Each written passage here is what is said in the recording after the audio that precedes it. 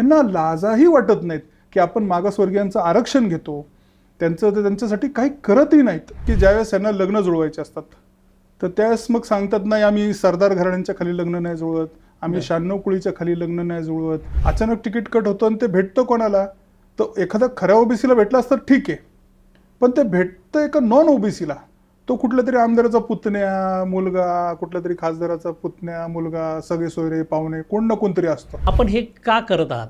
की ओबीसी समाज जो आहे हा सत्तेपासून, संपत्तीपासून हा थोडा लांब राहिलेला समाज आहे.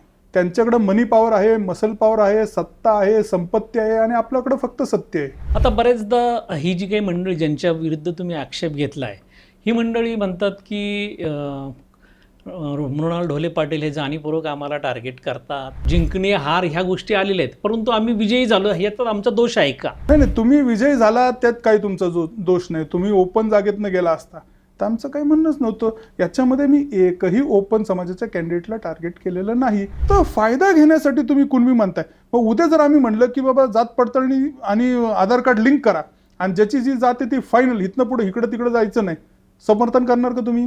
बाकी सगळ्यांची माहिती काढून आम्ही या 25च्या 25 लोकांना मुंबई हायकोर्टात नेणार आहोत. इव्हन मनोज जरांगेंनी जे आंदोलन केलं त्याची एकच लाईन होती, आमच्या गरीब मराठ्यांच्या लेकरबाळांचं काय? फक्त तुमच्या स्वार्थापायी सत्ता तुमच्या हातातनं गेली नाही पाहिजे. तुमच्याकडं ते जे गावगाड्या चालवण्याचं हे ते तुमच्याकडंच पाहिजे. ही लोकशाही आहे का? मग मला प्रश्न असा पडतो, मग ओबीसी समाज काय फक्त टॅक्स घेण्यासाठी जन्माला आलेला आहे का? की त्यांनी कष्ट करायचं आणि टॅक्स भरायचा आणि त्याचा टॅक्सचा पैसा तिसरे निवडवायचा? ते प्रस्थापित मराठा समाजाचे नगरसेवक जे कुणबी म्हणून निवडून आलेले आहेत, ते आर्थिकदृष्ट्या आणि सर्वच ताकदीत भक्कम आणि श्रेष्ठ असताना तुम्हाला असं धोका जाणवत नाही का की आपल्याला काहीतरी अडचण येऊ शकते? निश्चित याच्यामध्ये धोका आहे. एकदा ते एका मंत्र्यानेच फोन केला होता की माझ्याशी तू असं वागलास तर महागात पडत. नितीन काळजे होते महापौर, त्यांनी माझ्यावर की मृणाल ढोले पाटील ब्लॅकमेल करतात असं पब्लिक स्टेटमेंट